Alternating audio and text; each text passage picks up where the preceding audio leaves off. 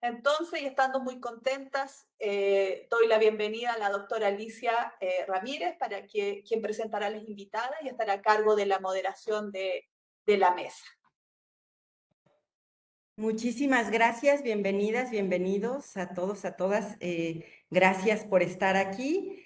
Para nosotras es muy importante, esta es parte también de un trabajo en conjunto que se está haciendo con la doctora Claudia Gómez, quien también está realizando una estancia postdoctoral aquí en nuestra Benemérita Universidad Autónoma de Puebla, concretamente en el posgrado en literatura hispanoamericana, y a quien le agradezco muchísimo todo el apoyo que nos ha dado y que nos ha venido a dar nuevos bríos también aquí a nuestro programa.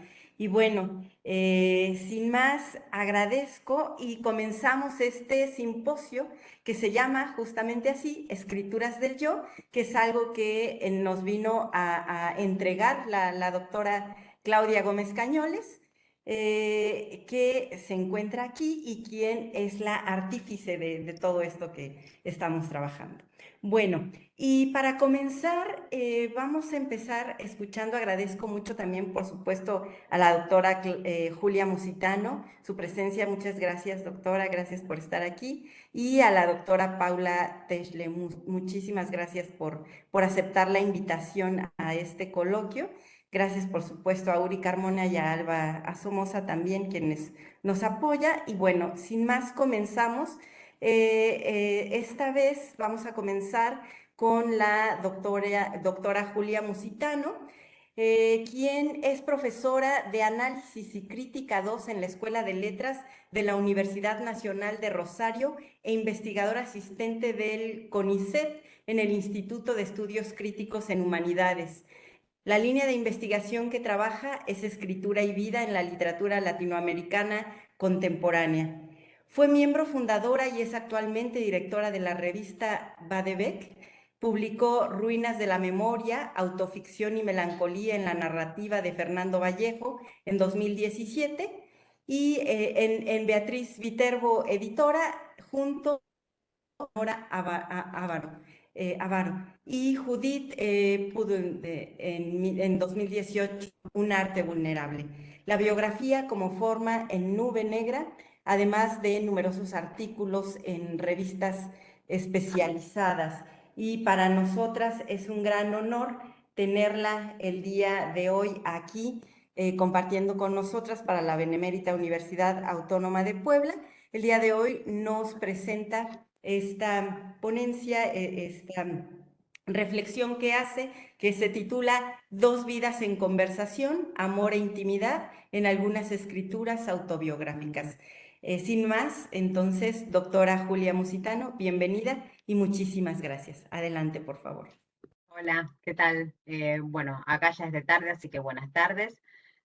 Muchísimas gracias por la invitación. La verdad me entusiasma mucho poder participar de esta actividad. Muchas gracias, Claudia, Alicia. Bueno, espero estar a la altura del acontecimiento.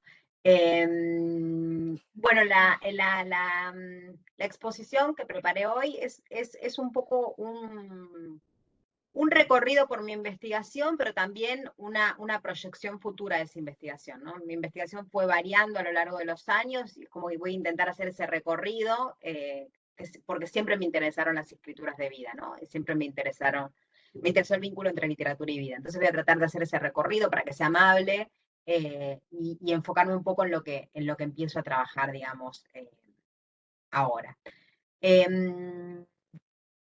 Como bien dijo Alicia, la ponencia se llama Dos vidas en conversación, amor e intimidad en algunas escrituras autobiográficas. Y comienzo. Siempre me interesó rastrear los movimientos de la primera persona en el interior de lo literario.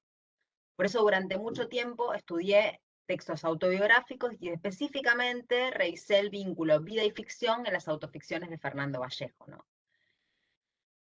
En las biografías que Vallejo escribió sobre Porfirio Barba Jacob, José Asunción Silva y Rufino José Cuervo, ese análisis de esas biografías a mí me ocupó el último capítulo de mi libro, que es Ruinas de la Memoria. Ahí me encontré con una primera persona que se deshacía en una segunda, ¿no? Y entendí que para escribir sobre sí mismo, Vallejo comenzó escribiendo sobre la vida de otros. La biografía de Barba Jacob tiene dos versiones, una de 1984 y la otra de 1991. La primera versión está escrita en tercera persona, una rareza, ¿no?, para el mayor defensor de la primera persona de la literatura latinoamericana actual. Y la segunda versión, la de 1991, con la que decide quedarse, ¿no?, además de totalmente diferente, está escrita en primera persona. Una primera persona que Vallejo no va a abandonar nunca más. Quiero decir, que toma la decisión ética y estética, específicamente en las últimas páginas de la primera versión, iré a Santa Rosa de Osos a buscarte, a buscarme, la decisión ética y estética de hablar en primera persona de sí mismo, en la escritura de otro. Habla en primera persona sobre sí mismo, pero en la escritura sobre otro. Una biografía de la que se desprende la escritura de lo propio y simultáneamente una autobiografía que se desmenuza en la escritura de lo ajeno. Esta idea que me guió en la lectura de la narrativa de Fernando Vallejo me sirvió para pensar específicamente en el estudio de biografías literarias, ¿no?, un campo poco explorado por la crítica académica en ese entonces. Es decir, se desprende del último capítulo de mi libro, Ruinas de la Memoria, unas ganas, ¿no?, unas ganas de explorar las biografías literarias a partir de ese análisis que hago sobre las biografías literarias de Fernando Vallejo.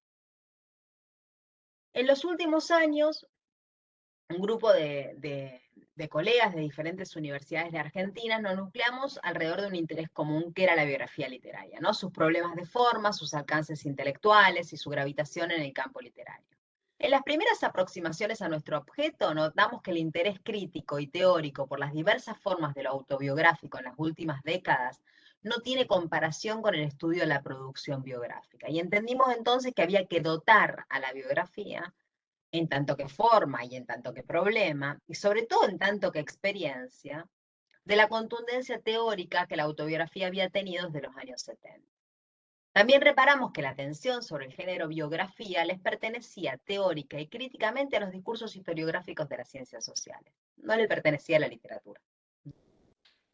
Al mismo tiempo logramos apreciar que si bien no puede compararse el incesante y renovado interés crítico en las escrituras del yo con el interés que poco a poco ha ido ganando la biografía, sí, por supuesto, hay que tener en cuenta que existen unas aproximaciones críticas dignas de destacarse, ¿no?, como es el caso del histórico y minucioso trabajo titulado La apuesta biográfica de François II, o los aportes de León Edel en Vidas Ajenas, o de Sabina Lóriga en La Petit Texte, o los más actuales de Anne Jefferson, o de Julian North, de Christian Cruzat, incluso, que trabaja en una tradición de la biografía en América Latina, y también hay que señalar los libros que tratan sobre la práctica, ¿no?, de la escritura biográfica, como por ejemplo Cómo se escribe una vida de Michel Horroy, por nombrar alguno, ¿no?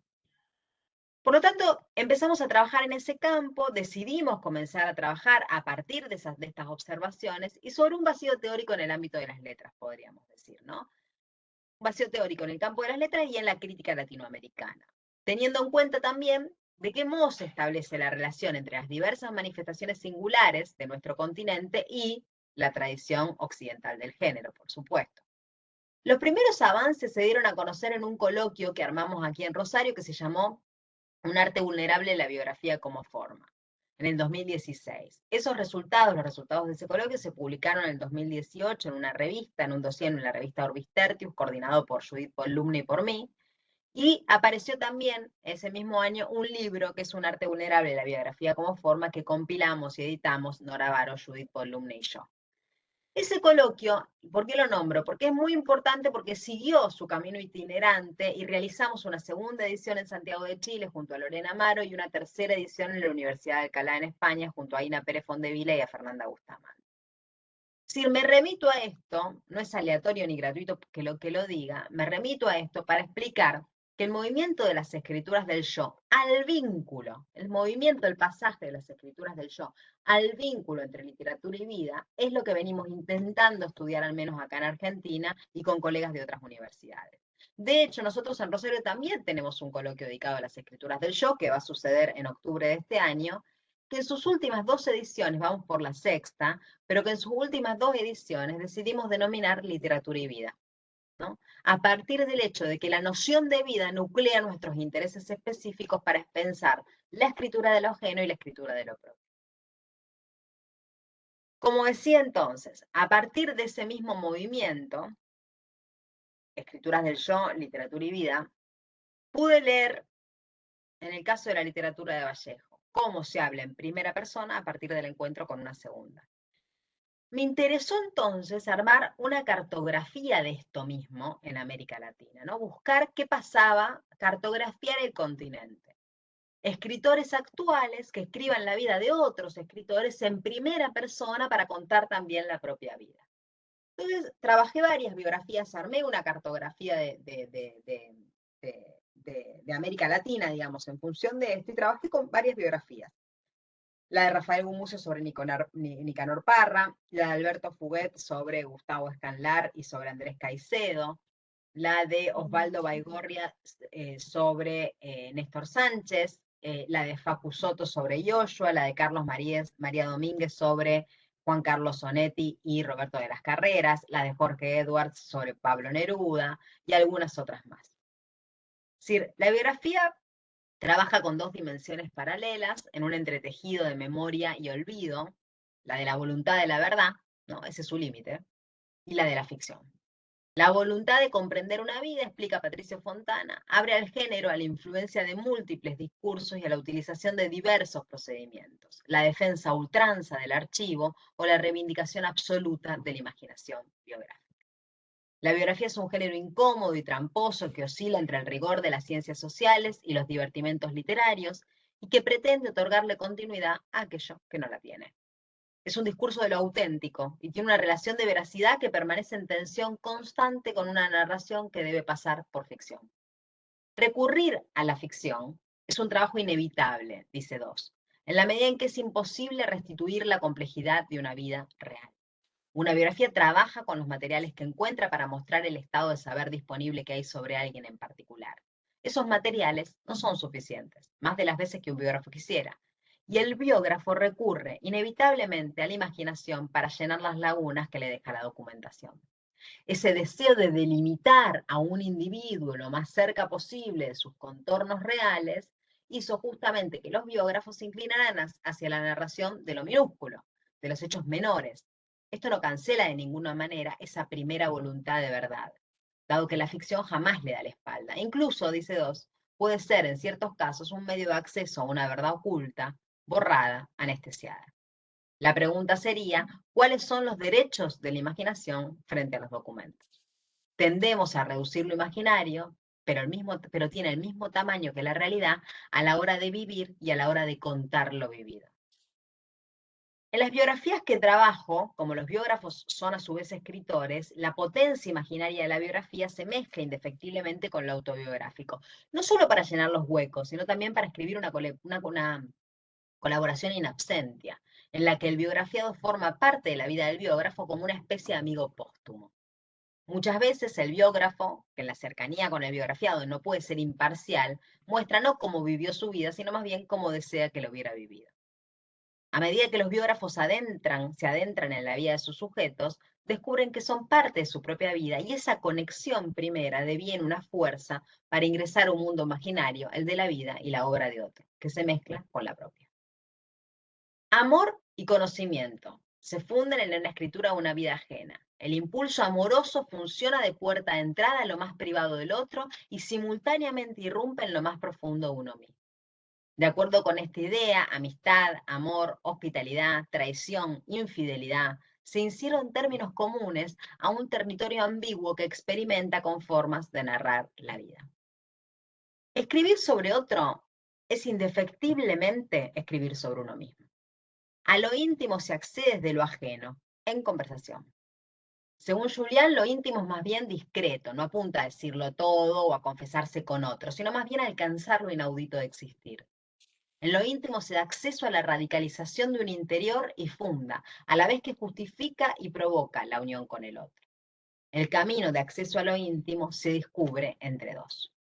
Esa primera persona ya no es más sin la segunda a la que se dirige, a la que invoca, a la que apela, aún en la distancia, para encontrar en el otro una posibilidad de vida, para que se le revele la posibilidad de lo más interior de sí mismo y expandirse.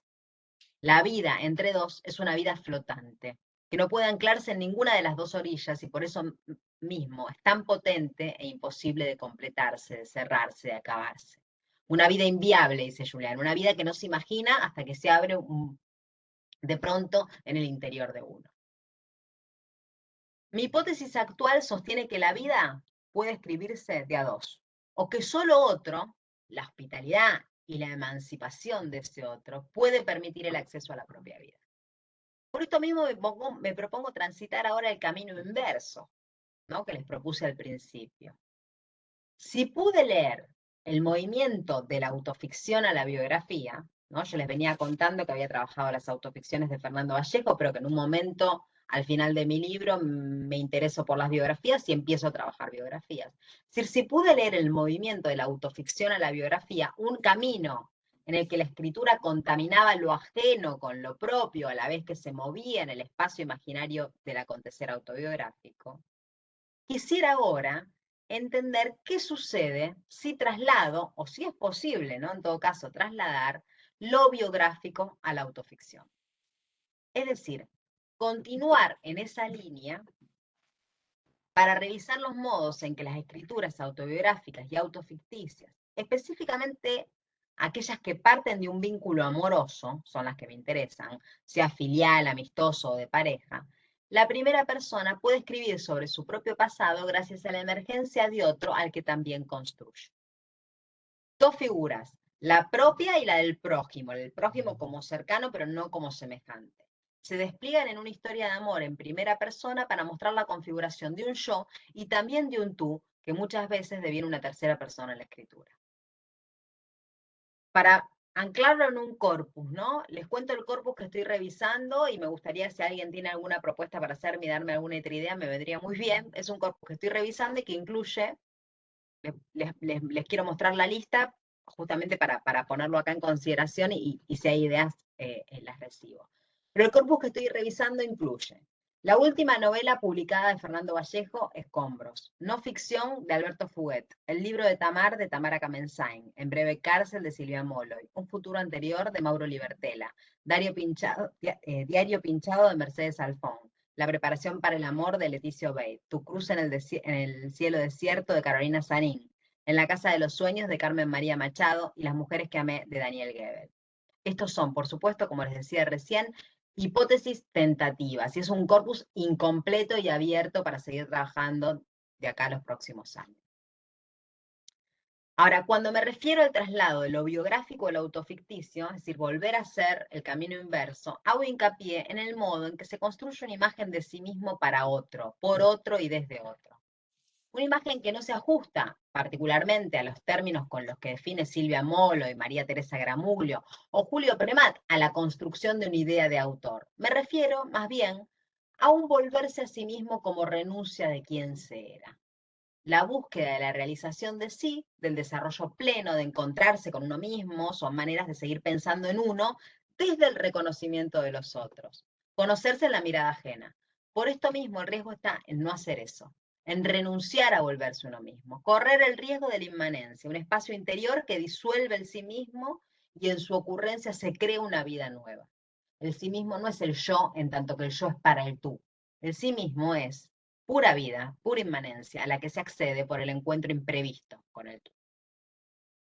Cuando estudié el género autoficticio, entendí que para leer una escritura autobiográfica como autoficción, profundizando en la ambigüedad del gesto, habría que reparar en la potencia del recuerdo desbarrancando, porque la autoficción trabaja con esa fuerza disruptiva y posibilita las condiciones como para que eso se potencie.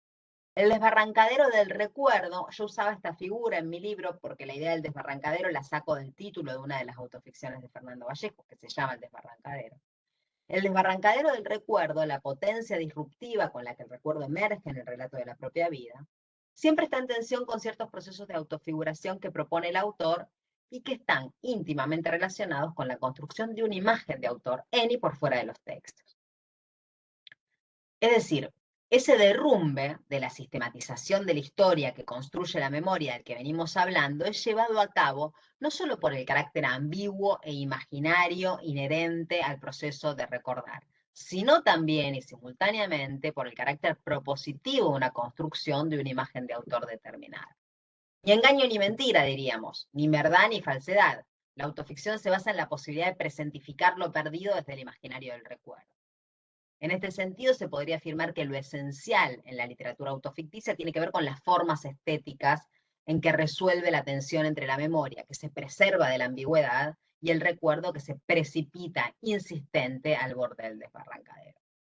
En continuidad con esto, pienso que lo indeterminado de este tipo de escrituras está dado a la vez por la irrupción del afecto. La potencia del imaginario del recuerdo y la irrupción del afecto. Y el afecto sucede en conversación. Julián asegura que el camino hacia lo íntimo se descubre entre dos y esa idea se extrema en las escrituras de vida que ponen el acento en la construcción autobiográfica de un otro, en la construcción autobiográfica de un otro. El paso intenso y prolongado por la vida de un otro hace casi de manera inevitable, el paso intenso y prolongado por la vida de un otro tiene casi de manera inevitable una incidencia afectiva en aquel que escribe. La constitución de ese nosotros se trata siempre de un yo y un tú y nunca de un yo y un otro, que supone la construcción del personaje biográfico, involucra ciertos procedimientos que instalan la dramatización de un vínculo. El diálogo con ese tú es motor de la escritura, no serían posibles sin esa conversación que los habilita. Dicho de otra manera, como las afinidades crean sentido, el contacto con la vida ajena impulsa la escritura. La retribución hospitalaria, la amistad, la familiaridad, el amor y el entendimiento y sus contracaras, la hostilidad, la agresividad o la extrañeza, funcionan como método y recurso de la forma biográfica y más aún como el modo en que una vida adquiere forma en la escritura. La pregunta que debería intentar responder ahora es: ¿de qué se trata esa conversación? ¿Y de qué modo afecta a una vida? Podríamos decir en principio que el discurso amoroso se asienta en una conversación sin reciprocidad. Alain Finkielkraut informa o afirma que la reciprocidad no es la verdad del amor, que se trata solo de un espejismo, incluso de una equivocación o de un malentendido. En el amor hay que resignarse a no ser amado. Un yo y un tú planteados como sujeto y objeto, en tanto el tú al que el sujeto amoroso se dirige no está nunca al mismo nivel que el yo, ni es su contemporáneo. El amor es la insensata investigación de ese anacronismo. Hacer del otro un sujeto sería pretender que sea como nosotros. Ahora, que sea objeto, según Alexandra Cohen, es hacerlo otro, y ese gesto, lejos de deplorable o peyorativo, es dignificador, porque el objeto vale como otro en su singularidad, en su extrañeza. La otra persona no es un objeto del que yo me apropio o una libertad que debo coartar para afirmar la mía. Es un ser cuyo modo de ser consiste en no entregarse nunca. El yo no se dirige a la persona ni a sus particularidades, sino que se refiere al enigma del otro, a su distancia, a su incógnita, a esa manera que tiene de no estar nunca al mismo nivel que yo. En el discurso, el otro siempre está ausente, como referente pero presente como locutor. Es decir, cuando se enamora el sujeto se ve prendado por un soliloquio extremadamente parcelado, fragmentado y desordenado, que tiene un único destinatario y una sola intención: que el otro me ame tanto como yo lo amo a él. Escribo para ser amado. Por eso, aunque ausente, el tú está inscrito en el texto que sea que escriba. En el caso de estas escrituras autobiográficas que ponen el acento en entender, comprender, por no decir atrapar al otro, se juega, por tanto, una construcción biográfica que incumbe al yo. O al revés, porque el yo está preso de otro, es necesario decirlo para liberarse. El yo es autobiográfico y está atrapado en el diálogo fantasmático con el tú que hace a la simulación del discurso. El yo le pide al tú que lo ame. Aime-moi, que es como decir moi. Porque el otro deja de ser otro separado de mí para no ser más que el amado, para encontrarse en una posición de existencia íntegramente configurada por la estructura amorosa. Por lo tanto, el otro es indisociable de la subjetividad del yo. Así como es la fuerza alienante que amenaza, que ataca o que hechiza al yo, la otra persona es la fuerza eminente que rompe las cadenas que atan al yo a sí mismo y que lo libera así del peso de su propia existencia. En lugar de querer definir al otro, me vuelvo a mí mismo. Y se abre allí la pregunta por el conocer. El impulso amoroso del primer encuentro ofrece una variedad de signos difíciles de descifrar, numerosos datos y documentos, aportes y testimonios que pugnan por hacerse espacio en la escritura. Si, como entiende Deleuze, enamorarse es individualizar a alguien por los signos que emite y hacer de ellos un aprendizaje, y como dice Agamben, solo quien ama conoce, el yo que toma la tarea de estudiar y narrar a otro no es otra cosa que un enamorado que se alimenta de una interpretación sensible y silenciosa. Ha sucedido el rapto, el flechazo o el coup de foudre, y de allí no hay escapatoria. El biógrafo comienza el transporte hacia otra vida con el convencimiento afectivo de que no hay nadie que pueda hacerlo mejor, porque esa vida estará contada desde el vínculo y no con la pretensión de una historia definitiva. El yo enamorado de los signos que le envía el otro, desde un tiempo lejano, lee, traduce, interpreta, descifra, cree encontrar el sentido de una vida y en especial de la propia. Está fascinado por la irrupción enigmática y ausente del otro que lo moviliza a seguir buscando. Ahora, sobrevenido el primer signo de enamoramiento y en tensión con el riesgo que supone el enfrentamiento con la distancia del otro, es necesario para avanzar en la escritura y quitarse de encima lo indescifrable, despojarlo de la cualidad de ser otro, retirarle la extrañeza y devolverlo a las redes de lo ya visto. Quiero entrar ahora a uno de los ejemplos del corpus tentativo que esbocé recién, y que es la autoficción Tu cruz en el cielo desierto de Carolina Sanín. La narradora en primera persona cuenta la historia de un amor a distancia con el que nunca hubo contacto físico. Él es un poeta chileno que vive en China, ella es una escritora colombiana que vive en Bogotá y comienzan una relación por Twitter que sigue por WhatsApp durante un largo periodo de tiempo. Ese vínculo es para ella transformador, puntapié para escribir un libro. El relato adquiere amorosamente y por venganza la forma de la dedicatoria. En Fragmentos de un discurso amoroso, Barthes define la dedicatoria como un episodio del lenguaje por el cual un sujeto dedica alguna cosa al ser amado. No solo se regala algo, sino que se declara, una declaración, diríamos, de amor y de guerra, que se regala algo. Se declara que se regala algo. Y hacerlo invoca un, mirá lo que hago por vos. Y también se revela la prueba de la fuerza de la que es instrumento. Te voy a dar más de lo que me das y así te voy a poder dominar. Sanín le dedica la autoficción a su amante chileno, escarba en los rincones de una vida ajena, por lejana, por enigmática y misteriosa, escribe en venganza de quien decidió no conocerla, es decir, no verla nunca en persona porque no hubo contacto físico, y en venganza de haberlo amado tanto y no haber entendido el juego de la distancia que él propuso. Por momentos la autoficción quiere detenerse en comprender al otro, definirlo, atrapar lo incognoscible. Esa imposibilidad gira sobre su propio eje y se dirige al yo. La intención de describir, por ejemplo, los rasgos de su cara minuciosamente queda mermada por la descripción de su propio rostro. ¿Tú escribes este libro para seguir estando con él mientras lo haces? Por eso este libro no tiene remedio, dice una de las partes de la autoficción. La escritura es lo que se tiene a mano para afirmar al menos un dominio, un poder que sofoque al otro. La escritura responde en tal caso a una pulsión dedicatoria, a hacer de un regalo un objeto interpretable. Estaría así animada por el deseo de hacer inofensivo al otro, de desarmarlo y de cercarlo dentro de los límites de su puro estar presente para que no me trascienda por todas partes. Doble paradoja. La escritura no aloja al amor.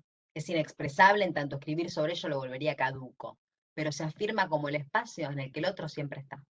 Aunque se presente como el momento en que se sacrifica la imagen para asumir la realidad, la inefable e imponderable desilusión futura, el yo se resiste e insiste en preservar el espacio mismo de la dependencia del otro, que a estas alturas ya sabemos que cuenta con un hábitat superior. La potencia que tiene la biografía en las dimensiones del encuentro corresponde a la creación de una verdad que solo tiene tiempo y espacio en la diferencia, entre dos. La transfiguración de la vida en vida sucede porque esa diferencia resulta creadora. La forma amorosa de lo biográfico propone un universo de a dos que se actualiza en el encuentro y en el desprendimiento con el otro, en la distancia y la presencia que se le impone al yo que escribe. Bueno, muchas gracias.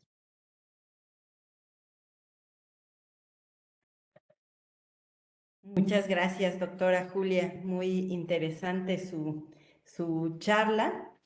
Y dejamos preguntas hasta el final para ambas o hacemos preguntas ahora para la doctora, si quieren, para que no se les olvide alguna pregunta. Bueno, si tienen preguntas, favor de mandar las preguntas.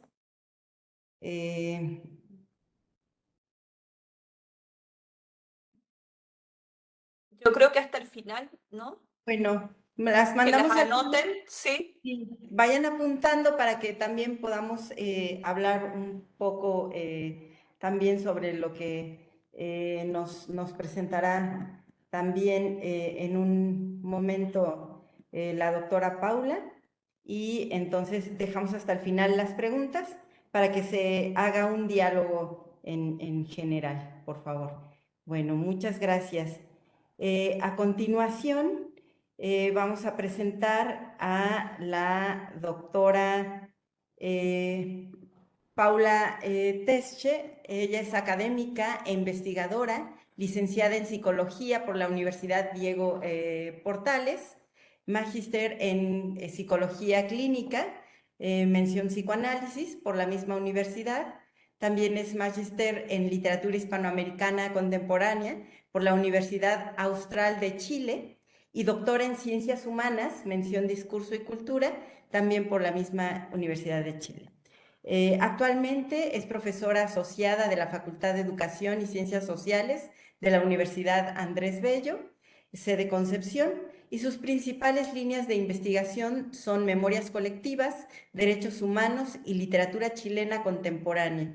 Actualmente es investigadora responsable del proyecto de investigación UNAP Jorge Millas desde el 2022 al 2024 y del Fondesit regular desde el 2023 al 2026 y es integrante también del grupo de investigación Memorias Colectivas del Biobío y de la Coordinadora de Agrupaciones de Memoria y Derechos Humanos de la provincia de Concepción.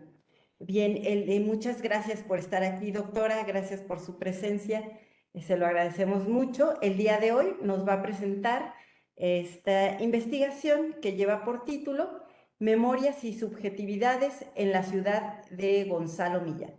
Muchísimas gracias, doctora, bienvenida y adelante, la escuchamos. ¿Escucha bien? Ya, voy a poner para compartir unas imágenes.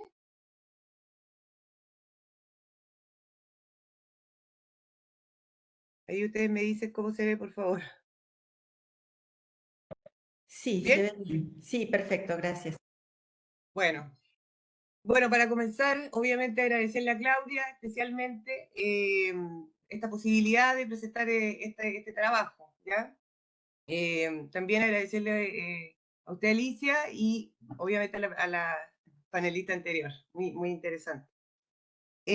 Bueno, yo voy a presentar un trabajo que es el resultado de una investigación que estoy haciendo con otra investigadora, Pilar Valenzuela, y esto es una parte de esa investigación, ¿ya? Porque es una investigación más o menos larga, grande un poco, entonces voy a presentar una parte reducida, ¿ya? Por favor, cualquier interferencia que haya en el sonido o la imagen, no sé, ahí ustedes me van a decir.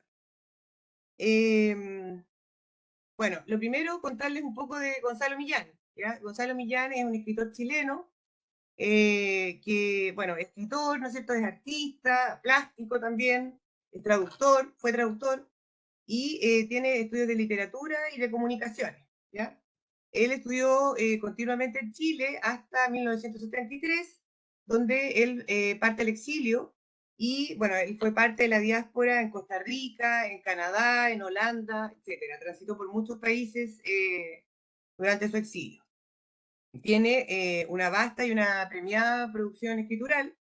Bueno, hay varios textos, voy a nombrar algunos solamente.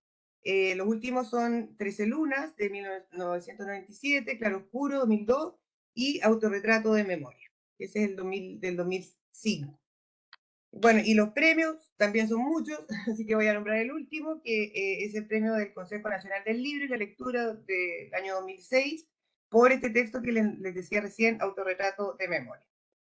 Bueno, Gonzalo Millán tiene, digamos, la característica de pertenecer a lo que se denominó post-vanguardia poética, ¿ya?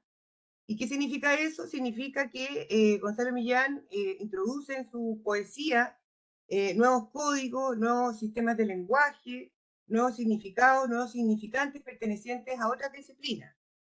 Y también su poesía participa de transformaciones y redefiniciones que se alejan, que se van distanciando de la poesía más ampulosa, por así decir, y el mesianismo, ¿ya? Hay una diversidad bastante grande de estudios críticos sobre su obra, y en general las propuestas, digamos, que se han estudiado tienen que ver con, bueno, con la vanguardia, ¿no es cierto?, con la construcción de las subjetividades también, digamos, ha estudiado harto sobre eso, la agonía, la muerte y las imágenes de la infancia sobre la muerte. Esto en general, en resumen, entre otros estudios críticos que se han hecho sobre su obra. Bueno, en particular, La ciudad es un poemario ya que consta de 68 poemas, está escrito en prosa, usa versos breves y usa un lenguaje directo y cotidiano, ¿ya? Que refiere poéticamente a circunstancias biográficas en el contexto social y urbano de la dictadura. Inscribe distintos hechos represivos, ya significativos, desde la poesía, mediante distintas figuras retóricas. También alterna distintos tipos de discursos, por ejemplo, usa la denuncia, las consignas políticas, formas epistolares, etc. ¿ya? Y bueno, su producción también ha sido definida, ¿no es cierto?, como una compleja polisemia textual, que alude no solamente como al asunto de este texto, sino también a la dimensión gráfica, porque usa distintos recursos, ¿ya? Por ejemplo, distintos tamaños y tipos de letra, amplio uso de la página, etc. Y otra característica es que los versos son iterativos, ¿ya? A veces pareciera como al modo de numeraciones, los que a veces son interrumpidos de una manera bastante brusca, ya con el objetivo de interpelar y de sorprender, desconcertar al lector, para promover la reflexión. Bueno, a pesar de que este texto, como ustedes ven, ¿no es cierto?, se publicó en 1979, ya es un texto que, bueno, nosotros encontramos en nuestra investigación que tiene plena vigencia, ¿ya? ¿Por qué? Porque Gonzalo Millán promueve los estudios, ¿no es cierto?, sobre el exilio, ya que también ha sido como bien estudiado eso, de que hay una necesidad de producir estudios literarios sobre el exilio. También en este texto, bueno, hace una reflexión crítica ya sobre la memoria de la violencia y el daño moral que produjo la dictadura en Chile y que se extiende, ¿no es cierto?, mucho más allá de las generaciones que sufrieron la violencia de forma directa. Y otra característica es que este texto además tiene una directa asociación con la contingencia actual, ¿ya?, política en Chile, porque este año en Chile se conmemoran los 50 años del golpe de Estado, ¿ya? Otro asunto relevante sobre este texto es que es la relación entre biografía y texto. La mayoría de los investigadores son claros en señalar que las circunstancias vitales a las que estuvo sometido Millán, así como por supuesto muchos otros escritores exiliados, son una clave referencial muy importante al momento de analizar la poesía.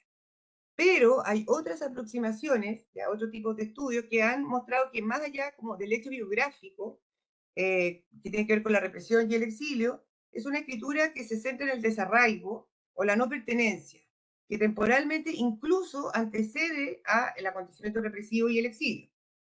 Entonces la marginalidad, el desarraigo y la búsqueda de un lugar y de sentido de pertenencia son uno de los asuntos centrales que permiten suponer que en este texto se presenta una particular configuración de subjetividades que está, digamos, caracterizada por un yo que está siempre fuera de lugar, ¿ya? Bueno, este es un supuesto, ¿no es cierto?, que nosotros, digamos, pudimos establecer a partir de la lectura de este texto. Bueno, y voy a ir explicando, ¿no es cierto?, fundamentando por qué este supuesto. Y que tiene que ver con que las subjetividades presentes en el poemario producen simbólicamente una ciudad textual, como es la ciudad, que más allá de corresponder a un espacio preciso o al país de origen, digamos, y los hechos que han acontecido en él en un momento histórico determinado, es una forma de hacer memoria desde la poesía. Yo me voy a referir a estos tres aspectos, ¿ya? Nosotros analizamos hartos más, pero voy a centrarme en estos tres.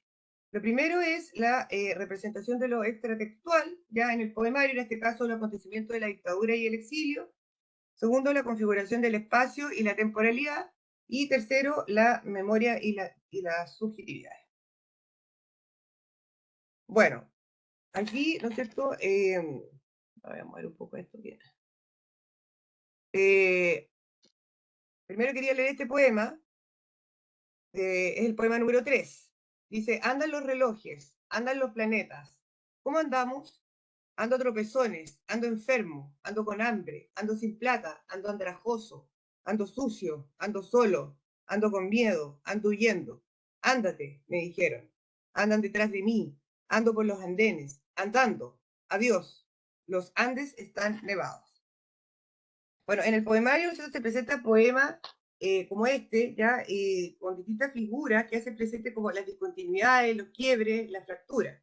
Si bien este poema en particular no es un poema que, como tantos otros que tiene él en su texto, que alude directamente a la situación de la dictadura o el exilio, ya este poema me parece a mí, ya, que permite interpretar el exilio con toda la violencia de un desplazamiento forzado en tiempo y espacios, y que va a determinar, ¿no es cierto?, la configuración de sujetos textuales en tensión, que van representando mundos inestables, y que además están siempre en movimiento, siempre en tránsito.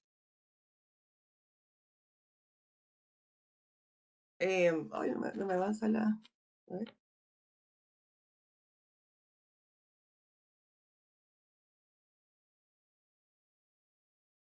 A ver, no me avanza la presentación.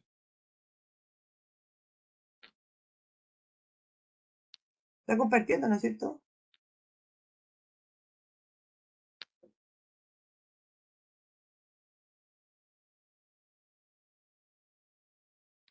No sé si, a ver, voy a volver a compartir, disculpen, es que no sé por qué no me avanza, digamos. Gracias, doctora, no se preocupe, muchas gracias. A ver, veamos si... Sí. Bueno, este es el que había leído recién, disculpen. Respecto a la configuración del espacio, ya me parece a mí también que este poema es un poema que nos permite pensar ese problema. Dice, por ahora no sé quién eres, ni a dónde estás siempre. Sé que nos ha tocado vivir en la misma ciudad y en el mismo país de la tierra, al mismo tiempo, y eso me basta. Hoy es de noche, pero mañana saldré como ayer en tu busca. Estoy seguro, sabré reconocerte. Por si acaso, para que sepas, andaré como siempre, con anteojos negros y bastón blanco. Entonces, la ciudad o el espacio que se habita, a pesar de ser común, ¿no? Como dice ahí, nos ha tocado vivir en la misma ciudad, está plagado de anonimatos, de ausencias, de búsquedas, de desencuentros y de cegueras también, ¿no? Como en esta imagen de andaré como siempre con anteojos negros y bastón blanco, ¿ya? Tal como este poema presenta un discurso epistolar, ¿no es cierto? Aún o a una, no sabemos, desaparecido o desaparecida, que se supone que habita algún lugar. Bueno, ahora quería, a ver si me resulta ver la posibilidad de mostrarles este video.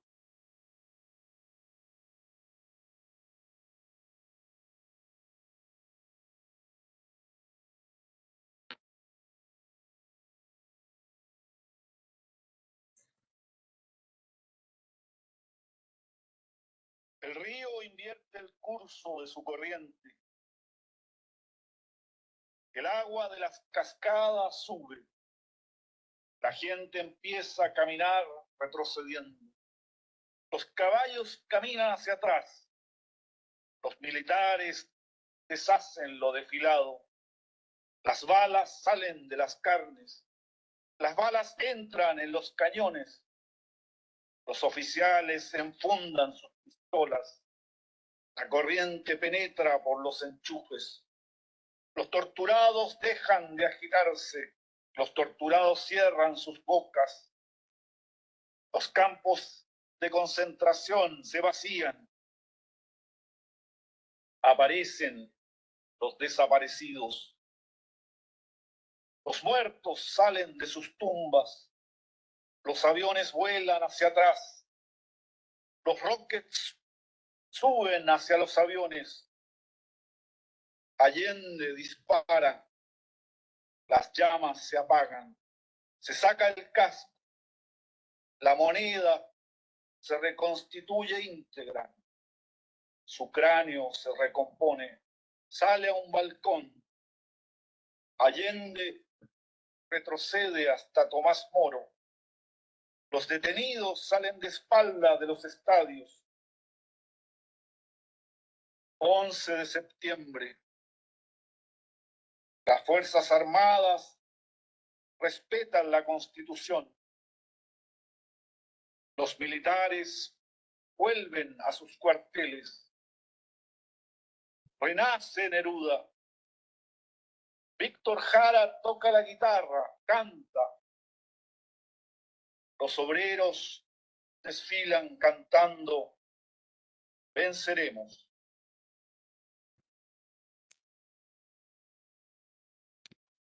¿Sí se escuchó bien? Ya. Sí, Bueno, sí. este es una parte de un poema, el poema 48, y que justamente me parece a mí que permite reflexionar sobre la configuración del tiempo, ¿no? Como este tiempo que va en reversa, ¿ya? Este tiempo móvil, este tiempo de tránsito, y que de alguna manera busca un origen ficticio, podríamos decirlo, ficticio y también real en el texto, ¿ya? Voy a decir. De nuevo no me permite avanzar. Ahí sí. Bueno, yo me quería como referir un poco, ¿no es cierto?, a estas dimensiones de espacio y tiempo, ¿ya?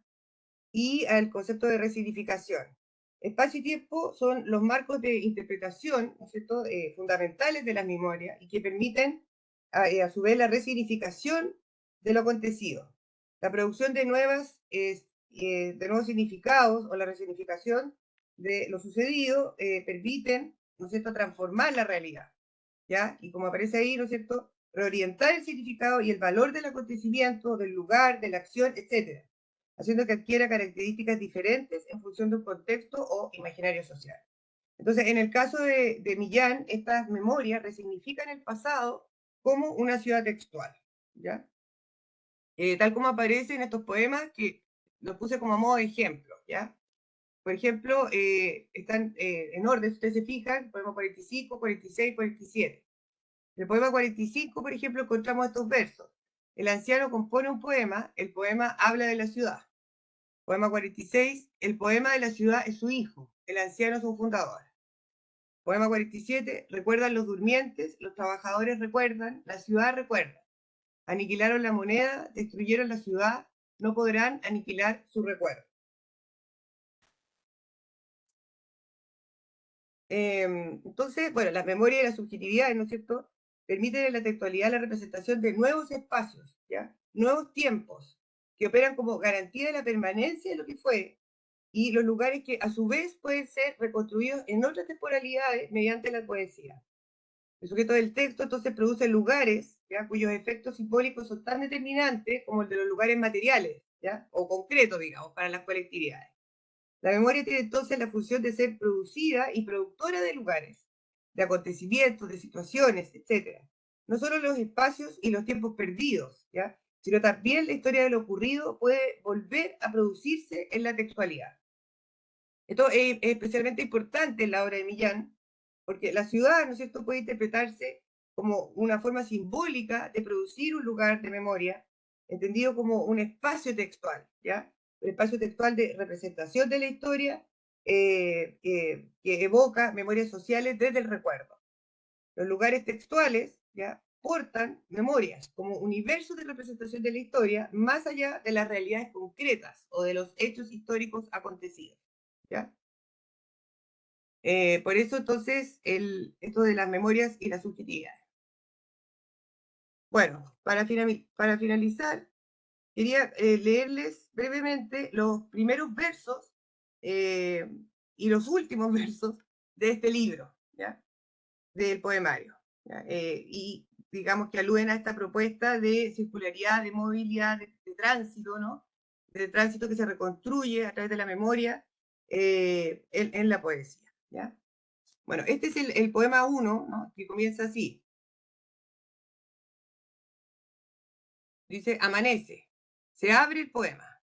Las aves abren las alas, las aves abren el pico, cantan los gallos, se abren las flores, se abren los oídos se abren, la ciudad despierta, la ciudad se levanta, se abren llaves, el agua corre, se abren navajas, tijeras, corren pestillos, cortinas, se abren puertas, cartas, se abren diarios, la herida se abre. Y este es el poema 68, que es el poema final. Dice, y después de ir con los ojos cerrados por la oscuridad que nos lleva, abrir los ojos y ver la oscuridad que nos lleva con los ojos abiertos y cerrar los ojos. Se cierra el poema. Este es el último poema. Bueno, aquí agregué también algunas referencias. Bueno, esa es mi presentación. Les doy las gracias por la posibilidad de presentar mi trabajo y poder compartir también ahora con ustedes. Muchas gracias. Le agradecemos también su exposición tan iluminadora acerca de esta contribución que tiene respecto precisamente al espacio textual como memoria. Muchísimas gracias. Bien, pues ahora sí abrimos aquí las preguntas, por si alguien tiene una pregunta. Si quieren mandarla, tenemos abierta la sesión en Facebook, tenemos abierta también la sesión aquí en Webex y tenemos algunos mensajes si quisieran enviar también por WhatsApp, ¿no? Y bueno, pues para comenzar tenemos una pregunta de nuestro estudiante Aristeo, quien pregunta, en la ciudad, ¿cuáles son las principales estrategias que se han identificado para representar el exilio? Ese es para la doctora Paula, supongo. Muchas gracias. Gracias, Aristeo.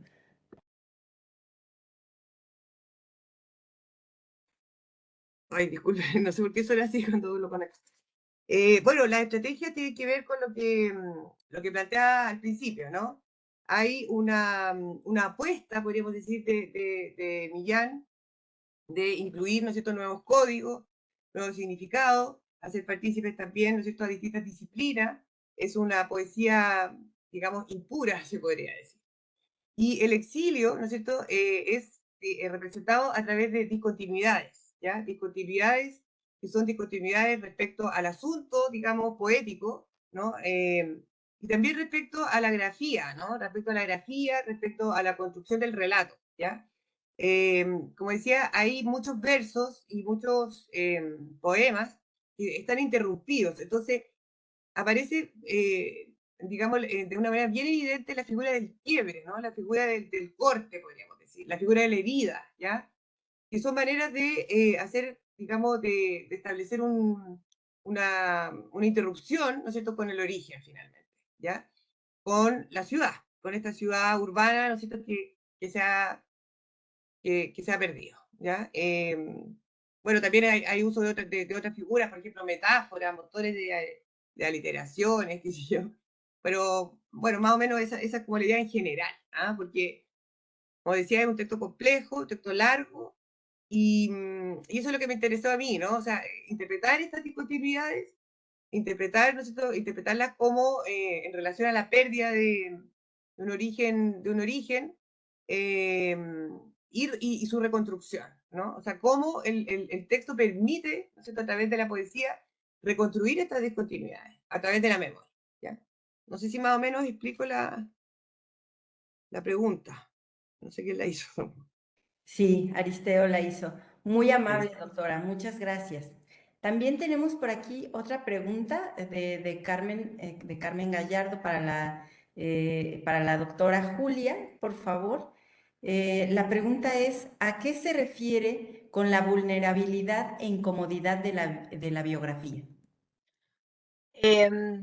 Bueno, no es una pregunta que pueda responder tan rápido, digamos, pero para hacer un esfuerzo. Como yo decía, la biografía, digamos, es la tradición occidental del género biográfico, es una tradición que se la apropió para estudiar la historiografía, ¿no? Las ciencias sociales y la historiografía. Entonces hicieron de la biografía un género canónico, ¿no? Un género canónico con una serie de características muy propias de todos los géneros canónicos que sabemos que son fijas, estables, inamovibles, digámosle. Si uno piensa la biografía en el acontecer histórico, digamos, incluso de la historia literaria en Occidente, digamos en Europa, pero también en América Latina, podemos fijarnos que la biografía ha atravesado diferentes momentos, ¿no? Incluso podríamos decir el momento de la vida minúscula, que ya no es, o que ya no responde a la representación de una vida total, ¿no? O a la posibilidad de representar la vida en tanto que lo acontecido que lo real, ¿no? Sino que empiezan a desarmarse esas ideas de la canonicidad que tenía el género en su momento. Cuando esas ideas empiezan a desarmarse, cuando aparece la ficción, cuando se flexibilizan algunas cuestiones, podríamos pensar en la biografía no tanto como un género, sino como una forma, ¿no? Y la vulnerabilidad, esta idea de que la biografía es un arte vulnerable, está sacado del libro de Leonedel, Vidas Ajenas, en la que Leonedel justamente habla de la vulnerabilidad y la incomodidad del género, porque es un género muy ambiguo, ¿no? Muy abierto a dos, digamos, que se tensiona entre dos fuerzas, ¿no? Digamos, la fuerza de lo literario, pero también la fuerza de lo histórico, ¿no? Por eso está tironeado y es incómodo por estos dos lados. Por eso la historiografía se ha apropiado de su estudio en términos generales, y nosotros en América Latina no tenemos la tradición que tiene Europa sobre el género, que tiene Francia, que tiene Alemania, Inglaterra, sobre la biografía. Tenemos, por ejemplo, como gesto fundador de la biografía en América Latina, Los raros de Rubén Darío, ¿no? Que pues no es una biografía eso. Bueno, sin embargo, son textos biográficos, vidas minúsculas, siluetas necrológicas que arman la vida de los otros, ¿no? Y eso se lo tiene que apropiar la literatura para mostrar justamente la incomodidad y la vulnerabilidad que implica la forma biográfica. Respondí muy rápido, es algo que podríamos desarrollar un seminario entero, digamos, sobre esto, pero bueno, eso. Muchísimas gracias, doctora Juli. También tenemos aquí otra pregunta de la maestra Andrea Rivas. Gracias a las dos por compartir sus trabajos. Dice Andrea, a mí me gustaría saber qué herramientas teóricas recomiendan para estudiar la autobiografía en la poesía. Por supuesto, las que ya han sido referidas en su charla, pero ¿hay alguna obra específica?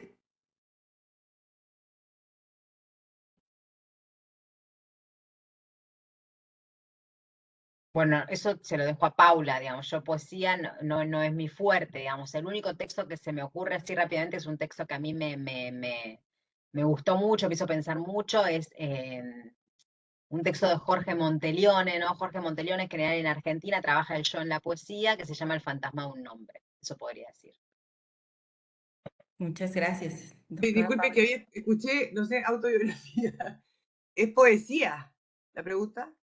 Sí, la pregunta es, ¿qué herramientas teóricas recomiendan para estudiar la autobiografía en la poesía? La autobiografía en la poesía. Bueno, claro, o sea, depende de la manera en que se vayan pensando como los problemas, ¿no es cierto? Por ejemplo, en mi caso, ¿no es cierto? Que estoy estudiando esto precisamente, yo, bueno, recomendaría, por ejemplo, los textos de Nelly Richard, ¿ya? Que de alguna forma justamente hace como esta relación entre arte y memoria, ¿ya? Digamos, planteando la idea de, un poco esta idea también lo que decía recién Julia, ¿no? Como esto de una relación tensa, ¿no? De una relación tensa y pensarla no solamente memoria como el recuerdo, sino también como el olvido, ¿no? ¿Qué otros autores específicos? O sea, en este momento no sé. Bueno, yo igual puse aquí en la presentación algunas referencias, ¿ya? En todo caso, digamos, como para complementar un poco la idea, de lo que se trata aquí es como repensar la noción de autobiografía, ¿ya? Repensar la poesía como una manera de reconstruir la biografía, ¿ya? Pero esa reconstrucción es una reconstrucción, podríamos decir, ¿no es cierto?, imaginaria, ¿ya? Poética, ¿ya? Y que está, como decía antes, anclada en las memorias, ¿ya? Anclada en las memorias y en la construcción de nuevos significados, ¿ya? En ese sentido, por ejemplo, hay otros autores ya que también son bastante útiles y que permiten como pensar esto, como por ejemplo Pierre Nora, que es un francés, ¿no es cierto?, que justamente tiene la gracia, digamos, de pensar los lugares de memoria no como un lugar concreto, un lugar material, sino como lugares simbólicos también. De esa manera los textos también pueden ser lugares de memoria, ¿ya? Espacios de memoria. Entonces, bueno, yo voy a dejar, Claudia tiene la presentación, y ahí, ¿no es cierto?, le puede compartir todos los textos, o bastante, digamos, de lo que usé para este análisis. Muchísimas gracias, doctora Paula. Bien, también tenemos aquí en Facebook otra pregunta de Kevin Rodríguez, a quien envío un saludo, aspirante a nuestra maestría también. Dice Kevin, hola, saludos para todas. Mi duda es la siguiente, según los movimientos socioculturales y sociopolíticos en México y o Latinoamérica, ¿cuál es el impacto a nivel discursivo de las narraciones del yo en los acontecimientos socioculturales y sociopolíticos bajo los principios de la enunciación? No sé para quién es la pregunta. Sí, para cualquiera de las dos. Yo podría decir que las escrituras del yo, el movimiento que vienen haciendo las escrituras del yo en el continente, digamos, pensándolo como el giro autobiográfico de las últimas 2 décadas, podríamos decir que ese giro está tomando otro giro actualmente.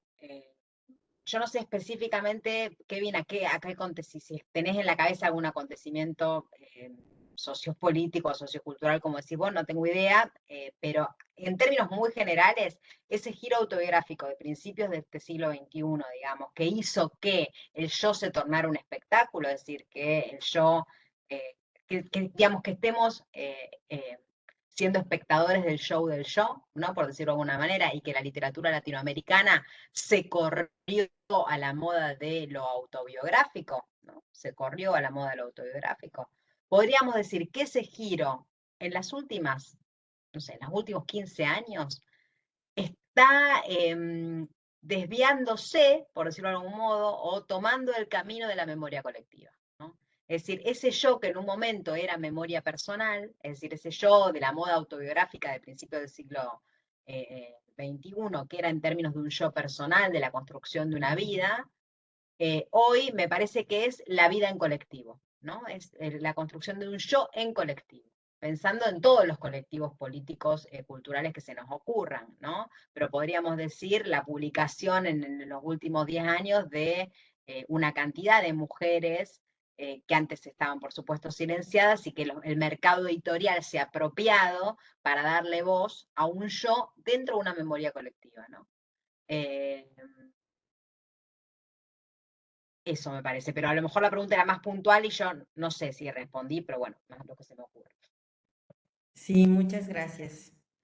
Bueno, yo igual creo que es una pregunta importante esa, ¿ya? Porque en general esta tensión entre la vida, ¿no es cierto?, y la escritura, digamos, es una tensión que hay que reflexionar, según me parece a mí, críticamente, ¿ya? O sea, complejizarla tal vez, ¿ya? Generalmente está esta relación, se hace este supuesto directo, ¿no? Que de alguna forma la biografía del autor, por ejemplo, aparece retratada, por así decir, ¿no? Bueno, refiriéndome específicamente a la poesía, ¿ya? Entonces, yo creo que justamente hay que reflexionar sobre ese lugar de la enunciación, ¿ya? Porque ese lugar de enunciación no necesariamente se corresponde con el yo del autor, digamos, ¿ya? Hay ahí una tremenda distancia y claro, digamos, hay una reelaboración, ¿no? Digamos, de este yo, ¿ya? Que, claro, como decía la profesora recién, es un yo que aparece sumamente, yo diría, fragmentado, es un yo colectivo, donde, claro, donde es un yo colectivo, pero donde hay también mediaciones políticas, mediaciones de poder, ¿no es cierto?, que a veces tienden a excluir, digamos, algunos yoes, por así decir, ¿no? Algunos sujetos, no dándoles algunas voces también, ¿ya? No apareciendo tan representados, ¿ya? Lo político claramente es posible de leer en el texto, ¿ya? Según mi modo de parecer, ¿ya? Entonces, hay ahí hay que hacerse la pregunta un poco, ¿cómo aparece ese yo? ¿Cómo enuncia esa realidad, ¿ya? Por ejemplo, lo que comentaba yo respecto a Millán, es que, claro, en general esa asociación directa entre, claro, como Millán fue exiliado, digamos, y el texto alude al exilio, se refiere como a esta situación extratextual, necesariamente habla del exilio. Pero claro, también ahí uno, digamos, tiene que preguntarse si, en qué sentido ese exilio, ¿no es cierto?, tiene que ver con una enunciación, ¿ya? Una enunciación que en este caso son múltiples yo que están todos desarraigados, que están siempre fuera de lugar, digamos, y que a veces, por ejemplo, en el caso de Millán, eso antecede ya la situación concreta del exilio del autor. Entonces, es una construcción, es una apuesta, podríamos decir, en este caso del escritor, ¿no es cierto?, de reconfigurar, ¿no es cierto?, esa situación política, social, en el texto a través de mecanismos retóricos, mecanismos de enunciación, etc. Yo creo que ese es el trabajo y la gracia de la poesía, creo yo, ¿no? Eso podría comentar. Muy bien, muchas gracias, gracias. También tenemos por aquí otra pregunta para la doctora Tesche. ¿Cuál es su guía metodológica? Pregunta Carla Gutiérrez. ¿Cuál es su guía metodológica para configurar la memoria en el poemario? ¿Y cuál es su impresión personal sobre el poemario? Gracias. Como qué metodología se ocupa para el análisis del texto. ¿Eso? Bueno, la metodología que nosotros ocupamos fue un análisis semiótico, ¿ya? Y apelamos mucho, bueno, es un trabajo interdisciplinario también, ¿ah? Ocupamos la lectura semiótica, pero recogiendo también los aportes de los estudios culturales, ¿ya? Por eso nombraba también a Nelly Richards, ¿ya? Como un personaje clave, creo yo, dentro de lo que permite leer, por así decir, estas claves textuales, ¿ya? Entonces, ese, digamos, es el enfoque semiótico, ¿ya? Y justamente nos interesa como este enfoque semiótico porque permite como problematizar, ¿no es cierto?, esta relación entre la intención del autor, ¿no es cierto? Bueno, toda esta, la intención del autor, ¿no es cierto?, la búsqueda de, digamos, de producir un desconcierto en el lector, en este caso, también de tensionar en el texto mismo, ¿no? De tensionar estos sujetos, ¿ya? Entonces, todas estas relaciones que se establecen, ¿no es cierto?, entre los sujetos del texto, entre, digamos, el receptor, podríamos poner la palabra, ¿no? También bueno, entre las tradiciones literarias, etcétera, yo creo que, me parece a mí que es lo que la semiótica es la que más permite, creo yo, como dilucidar, ¿no es cierto?, estas relaciones y analizarlas en el texto, ¿ya? Ahora, bueno, mi impresión sobre el texto me preguntó, ¿no es cierto? Bueno, mi impresión es todo lo que he presentado ahora, yo creo, ¿ah? Mi impresión es, digamos, tiene que ver con bueno, analizar un poeta, ¿no es cierto? Con repensar también lo que tiene que ver con este poeta en particular, con su escritura, que como decía antes, es una escritura que no está vigente, en el sentido de que no es contemporánea, pero que sí justamente permite pensar problemas actuales, ¿ya? Y eso yo creo que es algo como, algo que me llama la atención, ¿ya? De este poeta en particular, porque permite dar respuesta, digamos,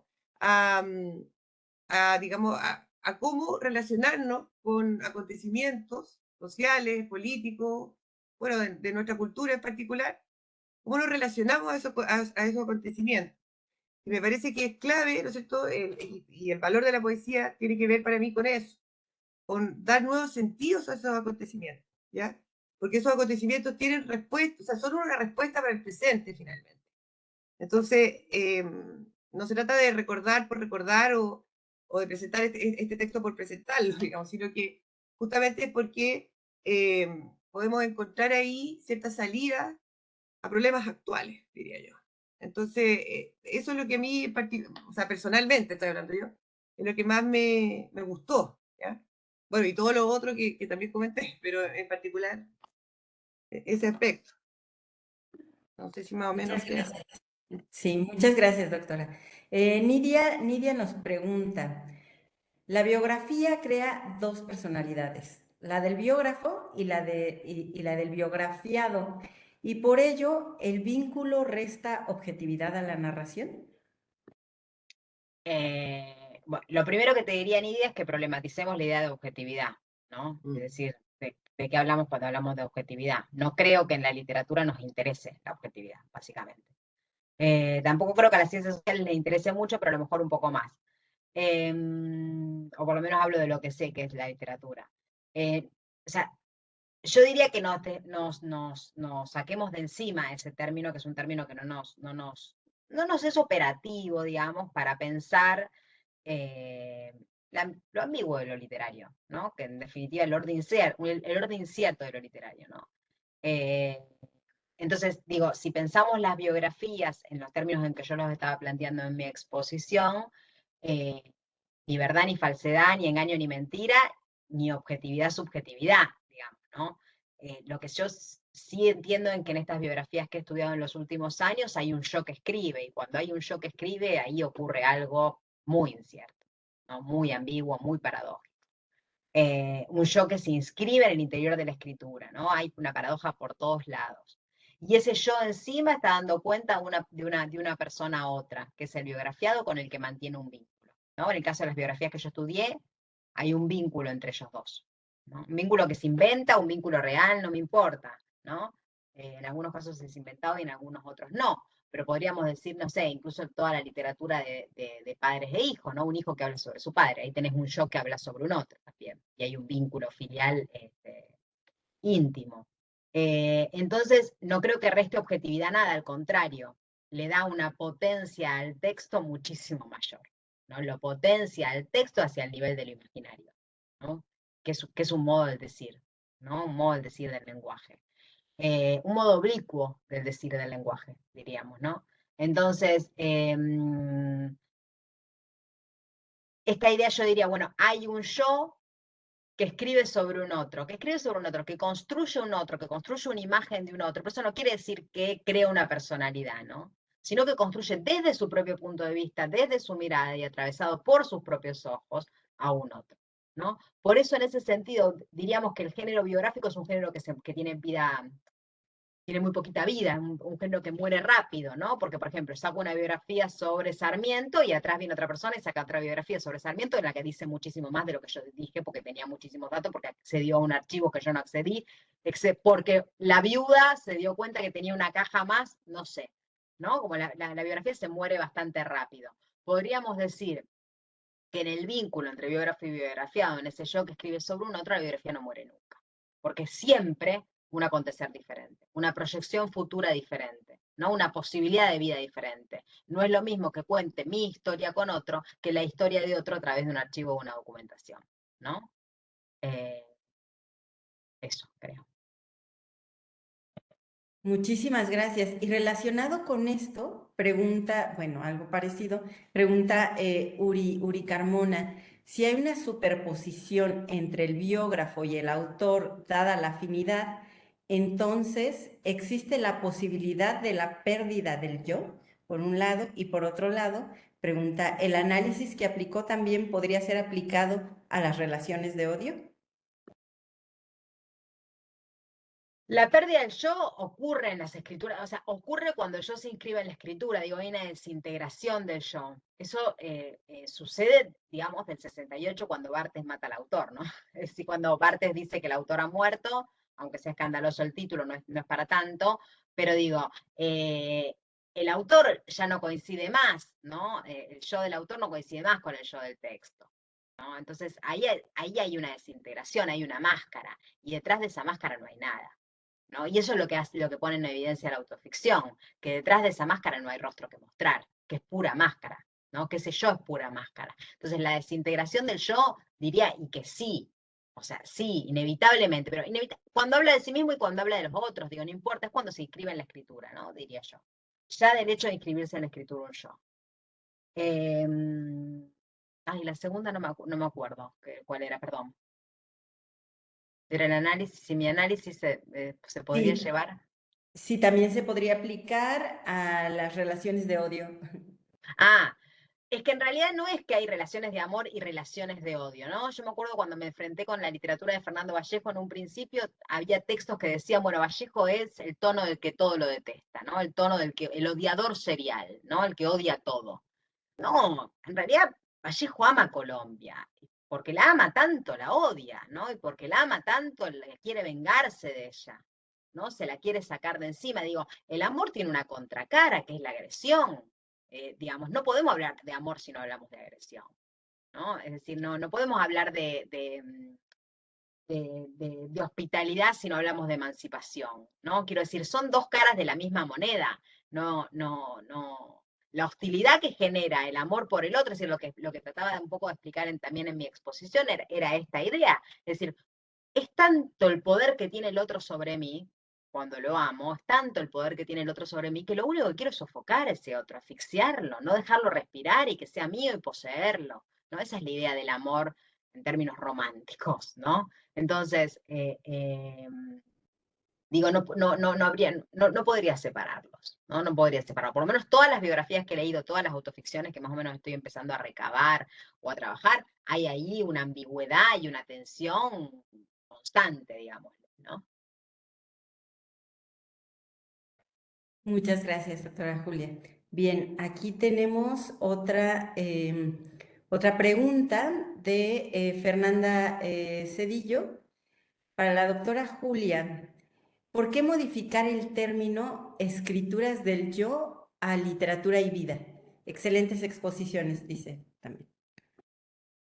Bueno, lo que nos estuvimos dando cuenta en los últimos años es que el yo, justamente por este carácter ambiguo que tiene, nos quedaba como viejo o chico, digámosle, ¿no? Estábamos empezando a trabajar sobre cuestiones más relacionadas con lo biopolítico, con lo más allá de lo humano, con cosas que trascienden al yo, digamos, propiamente dicho, pero sobre todo con el bios. Nos interesaba más trabajar con el bios, con la idea de vida. Y somos un grupo grande y entre ellos uno de los grupos empezó a trabajar con biografías, y entonces ya no podíamos mantener el yo y empezamos a trabajar con la idea de vida, que era digamos, lo que más nos interesa es cómo se muestra la vida en la escritura o cómo se cuenta una vida en la escritura, ya sea desde el yo, ya sea desde el él, ¿no? De la tercera persona. Entonces por eso modificamos el título. Gracias, doctora. Gabriel nos pregunta, muchas gracias a ambas por compartir sus saberes. ¿Podrían comentarnos sobre el cuerpo como espacio textual y el cuerpo en la biografía y la autobiografía? Gracias.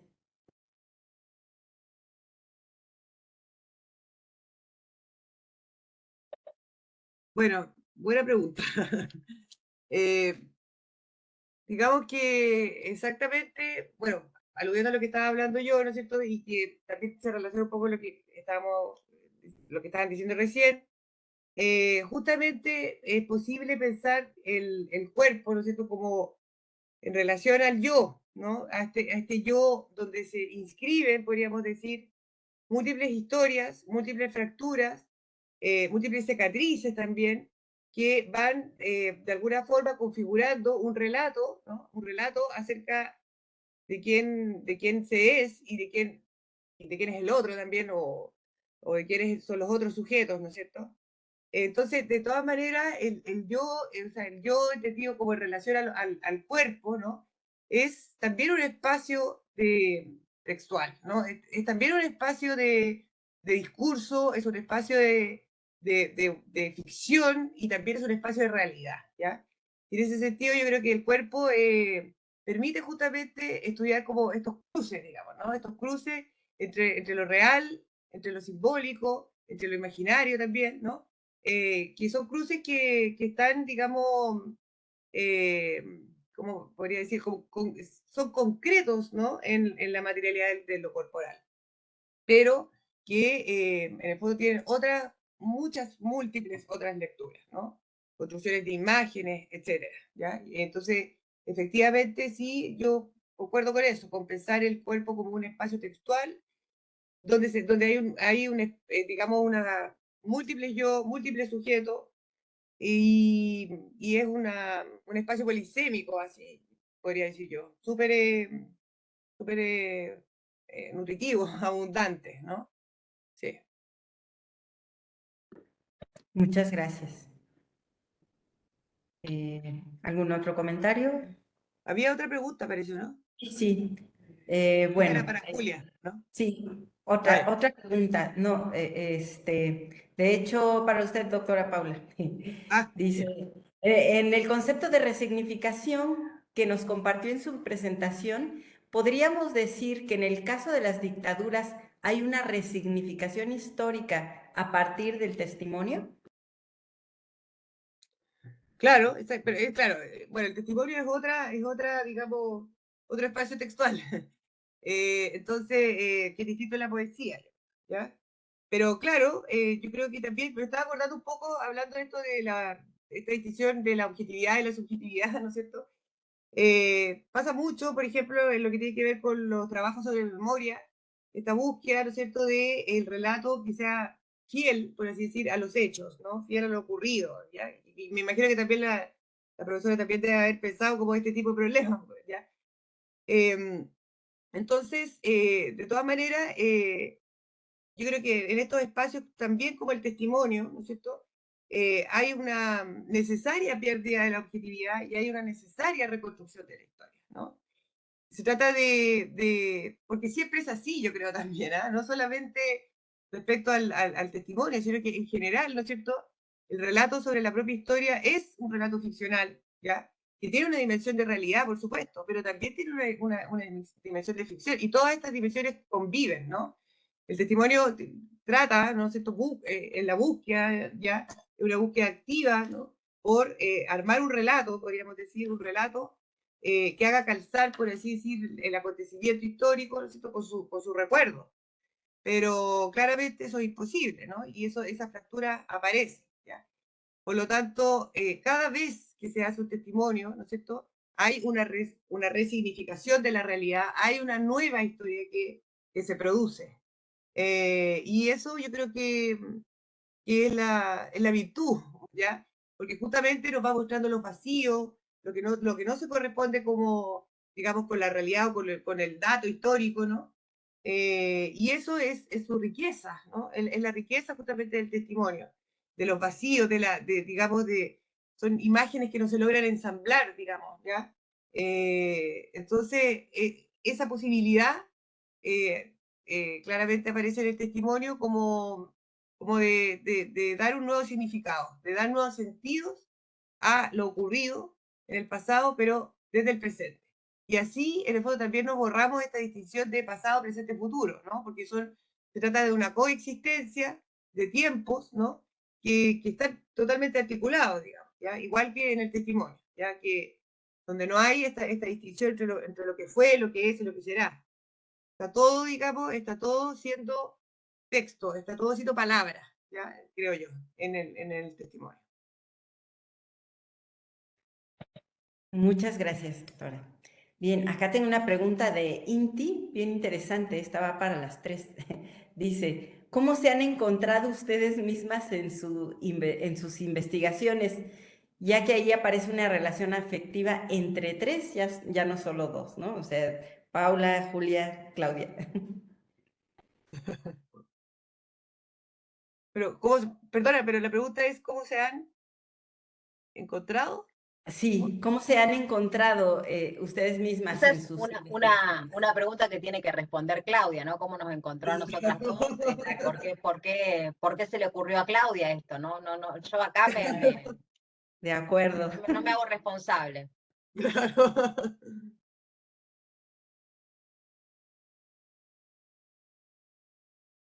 Es que sí, ¿me escucho? Sí. Yo había entendido que era como la pregunta de nuestra propia autorreflexión, de nuestros propios trabajos de investigación. Lo llevé por otro lado. ¿Cómo generamos ese espacio? No sé, lo llevé para ese lado. Pero a ver, si se trata justo de pensar cómo llegamos a esos lugares de las investigaciones, yo lo quisiera llevar a propósito de lo que ustedes estaban reflexionando en sus escrituras, en sus textos, que tiene que ver, y también con algo porque tiene que ver con investigación que yo estoy haciendo sobre las escritoras que seguramente ustedes ubican, que es Cristina Rivera Garza y Siri Usberg y Rosa Montero. Entonces, hay una frase que a mí se me quedó dando vuelta y que creo que narra muy bien lo que ustedes están diciendo. Bueno, ustedes me dirán que tiene que ver con el pertenecer es habitar. Y tiene que ver con los lugares del yo, de los sujetos, de la enunciación, y que no es algo individual, y eso yo lo digo en las clases que hemos tenido con quienes han compartido conmigo este espacio, que es justamente no se trata de esa posición ególatra del sujeto individual que a lo mejor estuvo en algún tiempo histórico que se dio en el acontecimiento, ¿no? Del auge de la modernidad y ese proceso del yo que empezó también a transformarse, ¿no? Ese sujeto que veíamos que estaba presente con Rousseau cuando hacíamos ese rastro histórico, ¿no?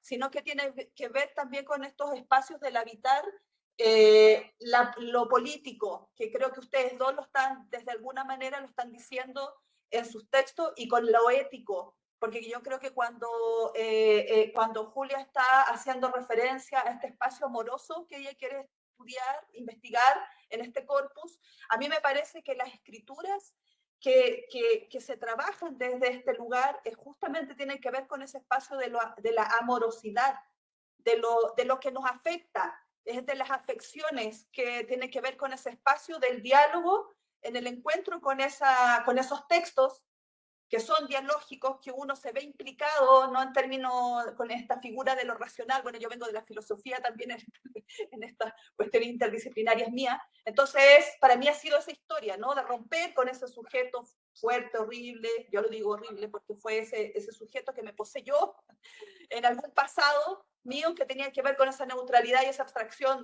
donde yo no estaba, porque las mujeres no estamos en la filosofía. Entonces, esas búsquedas y esos lugares, esos espacios del habitar tienen que ver con todas estas construcciones de memoria, de fracturas, de traumas, de duelos, que aparecen en estas escrituras y en estos diálogos, que como bien decían ustedes, con estas memorias que nos convocan y que hacen que esos lugares que tienen que ver con las tensiones y las paradojas. También yo apelo mucho a no a romper esta lógica de la dualidad, ¿no? Que si es blanco-negro, que si es ficción o realidad, ¿no?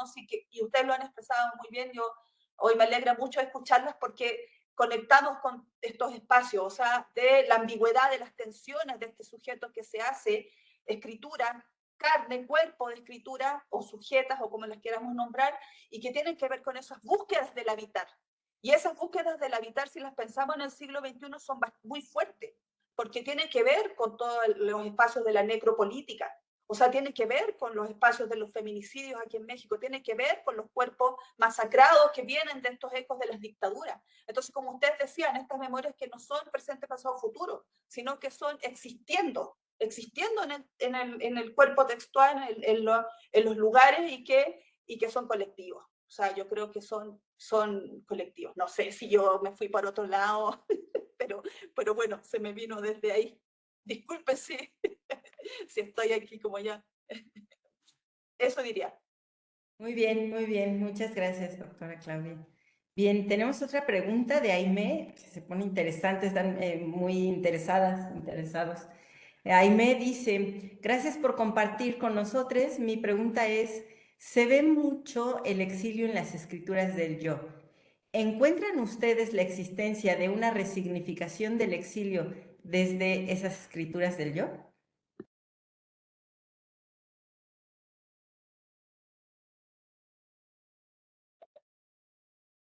Bueno, no sé si con o sea, esto de escrituras del yo, digamos, hacia dónde apuntará la pregunta, digamos, qué será lo que... Pero bueno, sí, efectivamente yo creo que de todas maneras, ¿no es cierto?, el exilio, en este caso, como decía, se puede pensar como la construcción, ¿no es cierto?, de unas subjetividades, ¿ya?, que están, digamos, fuera del lugar, ¿no?, que están desarraigadas, ¿ya? Ahora, ese exilio, claro, lo podemos atribuir concretamente a una dictadura, pero también tiene que ver, ¿no es cierto?, como con una construcción de un espacio de ser y estar, ¿no es cierto?, exiliado, eh, digamos, como sujeto, ¿ya? Y claramente para mí, ¿no es cierto?, mi apuesta es que la memoria, ¿no es cierto?, y estos nuevos sentidos, ¿ya?, permiten justamente reconstruir, ¿no?, estas catástrofes, ¿no? Hay un matemático que estudió, ¿no es cierto?, como también problemas sociales, digamos, y hizo unos aportes bien interesantes respecto a la noción de catástrofe, por ejemplo, ya en estas figuras de la dictadura, del exilio, bueno, la represión en general, ¿ya? Entonces, es muy interesante. Pero una de las cosas que dice es que los cuerpos sólidos, dice, portan las memorias de sus catástrofes, ¿ya? Entonces, de alguna manera o sea, si pensamos en las escrituras del yo como una reconstrucción, no como una resignificación de la catástrofe, tiene que ver también con la memoria, ¿no? O sea, cómo la memoria nos permite, de alguna forma, reconstruir estas catástrofes que portamos, ¿no es cierto?, en la propia historia, y que no solamente son historias personales, sino que también son historias sociales, porque claramente todos portamos a nuestros antepasados, ¿no es cierto?, en nuestro propio yo. Entonces, hay digamos, una herencia, podríamos decir, de catástrofes, ¿no? Que es heredada, ¿no? Y justamente, digamos, estas escrituras del yo permiten reconstruir, ¿no? Dar nuevos sentidos, nuevos significados a esas herencias, a esos relatos, que esos relatos siempre son relatos fragmentados también. Entonces, en ese sentido, yo creo que permite también, ¿no es cierto?, un poco lo que estaban hablando recién, esto de estas tensiones, ¿no? Estas tensiones con la propia historia, con los nuevos significados que se le dan a la propia historia y que en definitiva es la memoria, ¿ya? También, ¿no es cierto?, estas tensiones respecto a lo que se fue o a lo que se es, ¿no es cierto?, lo que se quisiera hacer en relación a la emoción también, ¿no? O sea, cómo estas escrituras del yo permiten reelaborar esas emociones. En el sentido, yo lo pienso en el sentido de las emociones como, digamos, como el ser afectado, ¿no es cierto?, como el doble significado de la emoción. Porque la emoción, por una parte, tiene un sentido de ser afectado, ¿no?, de padecer, ¿no?, un afecto, pero también tiene un sentido de movilidad, ¿no? Y que justamente es lo que se rescata con la palabra emoción, ¿no es cierto? La palabra en su sentido latino, en su sentido etimológico, que es movere, ¿no? Como el movimiento. Entonces, el sujeto está siempre en esta tensión de ser afectado y también movilizarse, ¿no? Entrar en movimiento, en esas tensiones, ¿ya? Y yo creo que justamente la memoria permite, ¿no es cierto?, estos desplazamientos eh, emocionales, por ponerle una palabra, y bueno, y todas las tensiones que se generan en esos desplazamientos. Entonces, bueno, por ahí lo vería un poco, no sé si me fui de la pregunta concretamente, pero eso es lo que, lo que podría aportar. Muchas gracias, doctora. Bueno, tenemos otra última pregunta, también de Kevin en Facebook. Dice, para las dos exponentes, ¿cuál es la importancia del yo en la reconstrucción topográfica bajo los principios de la semiótica y la poética del espacio de Gastón Bachelard?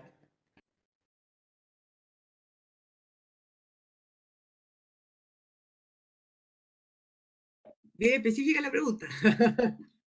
No, no, están tomando examen directamente, o sea, preguntarme sobre Claro, el texto sí, de Gastón en realidad. Bachelard, o sea, tengo que volver a leer a Gastón Bachelard, tengo que volver a pensar qué es el espacio para Gastón Bachelard. Tengo que- No, no sé si es una pregunta que yo pueda responder así tan livianamente ahora, digamos, ¿no? Podríamos preparar un práctico de alguna materia sobre eso. Eh, no, sí lo que podría es, no te voy a responder porque no puedo responder específicamente desde Bachelard, y eso es lo que a vos te interesa, digamos. Así que yo paso de responder eso. Mira, sí, encuentro que es interesante la pregunta, también un poquito específica, pero me parece que, claro, que se quedaría para harta discusión. ¿Ah? Pero yo creo que está correcto el sentido de la pregunta, ¿ya? Digamos que el yo, ¿no es cierto?, puede ser pensado justamente como la puesta en acto, podríamos decir, de distintos espacios, ¿no? Pensaba en esto de cómo entender el espacio, ¿ya? Cómo entender esto que él llama topografía, ¿no? Cómo entenderlo. Y hay digamos, una lectura que a mí me hizo mucho sentido, es justamente esta que les decía este autor de Pierre Nora, y él piensa en los espacios, ¿no es cierto? Por un lado, la dimensión concreta, ¿no? La dimensión material, podríamos decir. En este caso, si estamos hablando de literatura, estaríamos hablando de los hechos, los acontecimientos extratextuales o referenciales, que se llaman también, ¿no es cierto? Por otra parte, también piensa en los espacios simbólicos, ¿ya? La dimensión que se llama simbólica de los espacios, que es una dimensión que, digamos, es muy amplia, ¿ya? Y que comprende, por ejemplo, los textos, comprende incluso los relatos políticos, las consignas, incluso los relatos que portan por lo que ahora se llaman los patrimonios vivos, ¿no? Las personas que portan esa historia, ¿ya? En ese sentido, son espacios simbólicos. También, por ejemplo, la construcción de los lemas, ¿sí? ¿Ya? Es decir, que simbólicamente se puede construir también, digamos, este yo. Y bueno, a través de la poesía, por supuesto, y la literatura en general. Y también piensa él otra dimensión del espacio, ¿no es cierto?, que es la dimensión funcional, ¿no? O sea, ¿cuál es el sentido de los espacios? ¿Ya? ¿Para qué, entre comillas, sirven? ¿Cuál es la utilidad de estos espacios? ¿Ya? Esa es una manera, creo yo, de entender.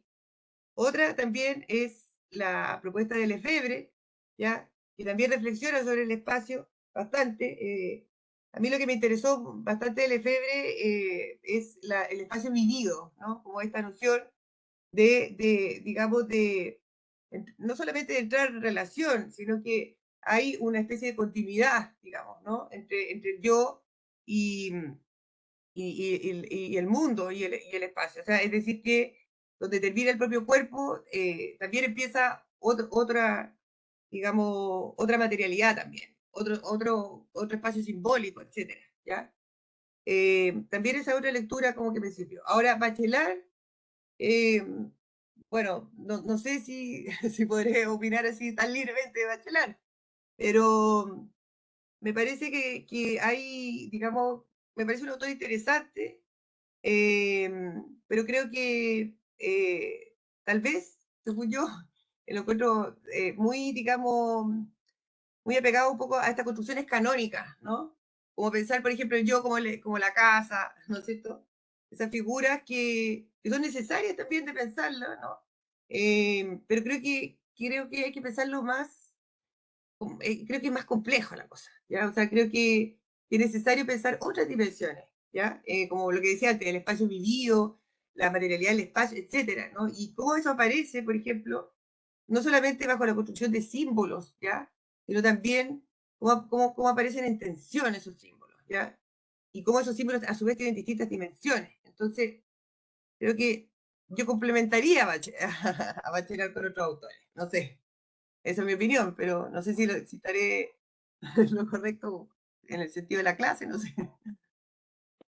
Estoy de acuerdo, muchas gracias. Yo había dicho la última pregunta, pero no, tenemos una más y ya las dejamos en paz, muchas gracias. Bueno, desde el ámbito, dice Aristeo, desde el ámbito de los derechos humanos, ¿cuál es la relación e impacto de los estudios literarios de la autobiografía y la memoria? Dice que muchas gracias por compartir sus experiencias, que le ha encantado escucharlas. Bueno, yo creo que primero que nada que hay que hacer una diferencia entre derechos humanos y memoria, ¿ya? Yo creo que los derechos humanos, bueno, es una, digamos, son recomendaciones finalmente que se hacen, ¿no es cierto? Y que tienen un sentido más bien regulador, por así decirlo, según mi forma de ver, ¿ya? Yo por lo menos trabajo lo que tiene que ver con la memoria, ¿no es cierto? Y la literatura en este caso, ¿ya? Me parece, bueno, hay varias, digamos, explicaciones, ¿ah? Pero a mí lo que me hizo sentido fue algo que hablaba Paul Ricoeur, que decía que el acontecimiento, el hecho, ¿ya? En este caso, por ejemplo, si lo trasladamos al tema de los derechos humanos, ¿no es cierto? La violación de los derechos humanos existe antes como ficción que como realidad, ¿ya? Entonces, eso me pareció súper interesante, ¿ya? Y, digamos, cómo los textos, ¿ya? Portan verdades, incluso verdades anticipatorias, por así decir, ¿ya? Cómo la literatura nos permite justamente pensar, digamos, en problemas que no suceden, o que son posibles suceder, o que sucedieron, pero que nos da respuesta para lo actual, ¿ya? Entonces, en ese sentido, yo creo que es fundamental la literatura. Bueno, parte de mi investigación tiene que ver con eso, con estudiar los estudios, la relación, digamos, cuáles son las figuras, cuáles son las imágenes, qué tipo de discursos se asocian por ejemplo, con la violación de los derechos humanos en la literatura. Entonces, me parece que es ni siquiera que es un recurso la literatura, sino que la literatura construye para mí esa realidad, ¿ya? Y hace posible, ¿no es cierto?, que podamos leer esa realidad de una manera próxima, ¿ya? Y hacer la parte, ¿no? A través del testimonio, a través del género dramático, por ejemplo, que el género dramático también me ha parecido que tiene harta, digamos, porta harta verdad, ¿ya? Sin decir que la poesía aporte menos, ¿ya? Pero, o la misma autobiografía, ¿no? O sea, creo que son como maneras de explorar, ¿no es cierto?, el mundo, en este caso, la violencia, la violación de los derechos humanos, maneras de explorarla, como decía, que tienen más de verdad que de ficción, ¿ya? Y que se anticipan a la realidad. Y eso yo creo que para mí es como muy claro, no sé. Algo así súper general podría contestar. Muchas gracias. Sí. No, yo agregaría, como respondería esa pregunta con algunas preguntas para complejizar, ¿no? Porque a mí me parece que ahí la pregunta que ronda, digamos, esa reflexión es la pregunta por lo literario directamente, ¿no? Es decir, ¿para qué sirve la literatura entonces? Me pregunto. O se preguntaba Blanchot, no me pregunto yo, ¿no? ¿Para qué sirve la literatura? Es decir, la literatura es un discurso, digamos, que trasciende absolutamente cualquier otro discurso, el discurso de la filosofía, el discurso de la historia, digamos, lo trasciende por completo, digamos, justamente porque lo que caracteriza a la literatura es que es inútil, ¿no? La inutilidad de la literatura hace que la literatura prevalezca a la historia de la humanidad, digamos, y siga sosteniéndose justamente porque no sirve para nada, digámosle, entre comillas. Ahora, ¿qué quiere decir ese no sirve para nada, ¿no? De lo literario? Es que dice cosas que otros discursos no pueden decir.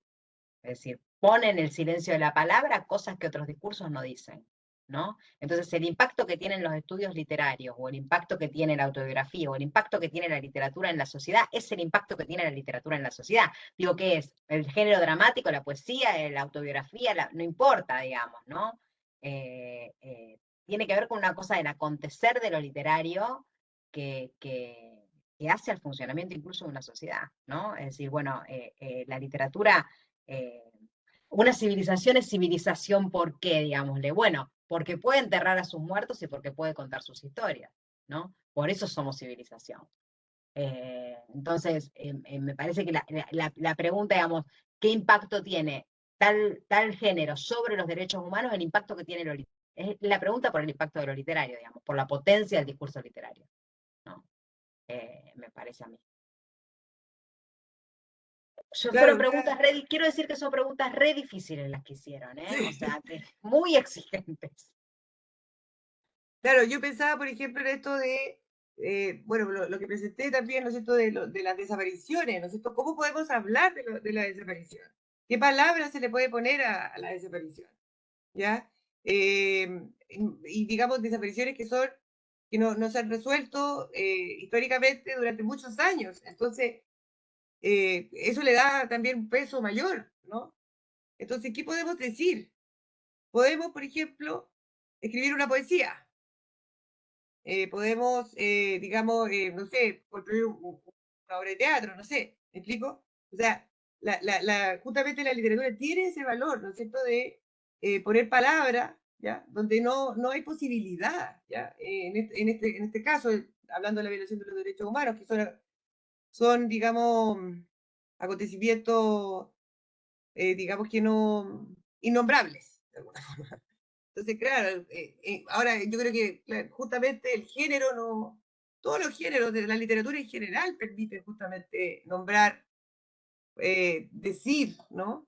Y en ese sentido también el valor también justamente a propósito de la violación de los derechos humanos tiene que ver con permitir el duelo, ¿no? O sea, volver simbólico algo que es tan violento, que no tiene palabras, ¿no es cierto? Entonces, bueno, frente a eso, ¿qué podemos hacer? ¿No es cierto? Podemos construir un relato, del tipo que sea, ¿no es cierto? Poesía, en fin, y nombrar esa violencia, por ejemplo, ¿ya? Entonces, ese me parece a mí que es el valor de lo literario, frente, en este caso, a la violación de los derechos humanos, que es un poco lo que también, lo que les mostraba a propósito de Millán, ¿no es cierto? Cómo nombrar esa desaparición. Él la nombra como la figura de la ceguera, ¿no es cierto?, la figura del desencuentro. Obviamente no es lo mismo que la desaparición, pero son maneras de relacionarse con eso tan violento, ¿no? Muchísimas gracias. Pues muy interesante. Gracias, doctora Julia Musitano. Agradecemos mucho su participación y también a la doctora Paula Tesche. Agradecemos a ambas.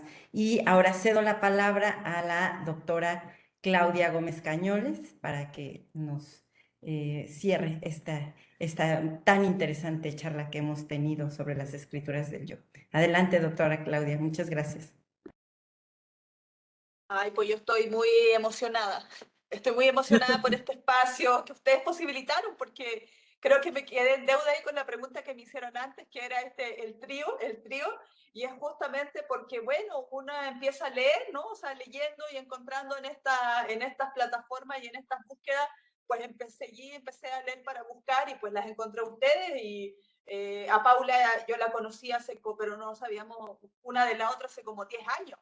Entonces nos volvimos a reencontrar ahora en esta actividad y es leyéndolas. O sea, ahí yo me coloco en el lugar de la lectora, ¿no? La lectora que anda en búsqueda de estos espacios del habitar con las otras, los otros, con quienes quieran hacer parte de los lugares, de la memoria, de los lugares, de los sujetos y sujetas que están, yo creo que estamos en esta. Bueno, usted habla de resignificar, o sea, todos estos actos de testimonial que tienen que ver en diversas medidas, en diversas formas. Yo me quedo con la cuestión de lo político y lo ético que tiene implicancias en la literatura y que creo que ustedes lo dijeron a través de esto. O sea, el espacio de la literatura nombra lo innombrable. Y creo que en todos estos estudios y en las lecturas que hice de ustedes, de sus textos, a mí me parece que yo dije, ay, no, qué importante. Así que les agradezco un montón.